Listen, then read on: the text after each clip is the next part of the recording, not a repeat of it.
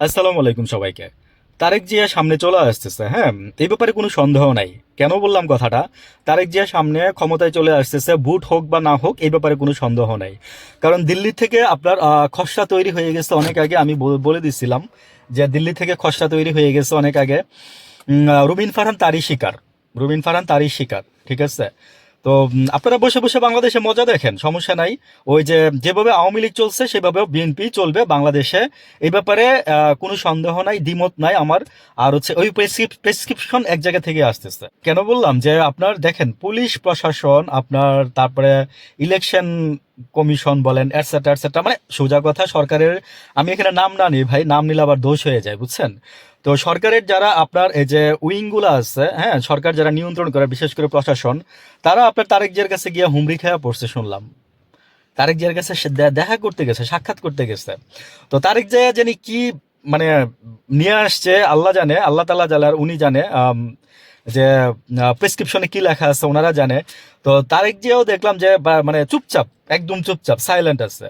Just just মনে করেন যে আপনার এই শুধু দেখা করতেছে, হাই হ্যালো করতেছে, জাস্ট নাথিং এলস মোর দেন।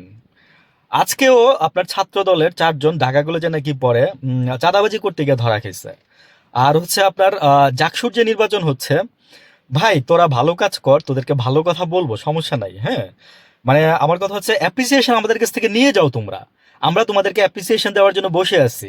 আমরা তো কারোর দলের দলের দালালি করতে আসি নাই, কোনো ব্যক্তিরও দালালি করতে আসি নাই। তোমরা আমাদের কাছ থেকে অ্যাপ্রিসিয়েশন নিয়ে যাও, ভালো কাজ করো।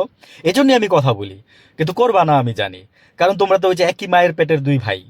হ্যাঁ, ওই মনে করো যে রক্ত কথা বলে, আমি বলছিলাম যে রক্ত কথা বলে।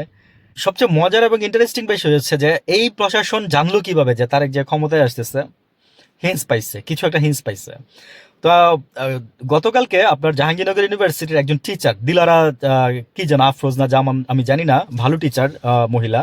উনি বলছে যে নীল নকশার নির্বাচন পুরা একদম ছক আঁকানো আঁকা হচ্ছে। কথাটা ওনার সাথে, ওনার রেফারেন্স দিয়ে আমিও বলবো যে পুরো নীল নকশায় নির্বাচন হচ্ছে সামনে। যদি এই এই মানে এগুলোর পিছনে যদি কাজ না করেন তাহলে ঠিক এইগুলি বাস্তবায়ন হবে, সেটার আজকে প্রমাণ দিলাম। আবার আজকে যে যে জগন্নাথ ইউনিভার্সিটির যে নির্বাচন হচ্ছে, হ্যাঁ, যে বিপির নির্বাচন হচ্ছে, জিএস নির্বাচন হচ্ছে আর কি। ওইখানে আপনার দেখেন যারা যারা ভোটার নাম্বার দিচ্ছে, ওইখানে আপনার ওদের পিছনে আপনার তাদের বিস্তারিত থাকতেছে। তারপরে সকালে 2 জন আপনার মানে অলরেডি 7-8টা প্রেস ব্রিফিং হয়ে গেছে ভাই, আপনারা লাগলে টিভিতে দেখে নিন। আমি এখানে হিন্স দিয়ে দিয়ে ধরাই দিলাম আর কি। তো ভালো থাকেন, ওই ইশারা এক জায়গা থেকে নড়তেছে।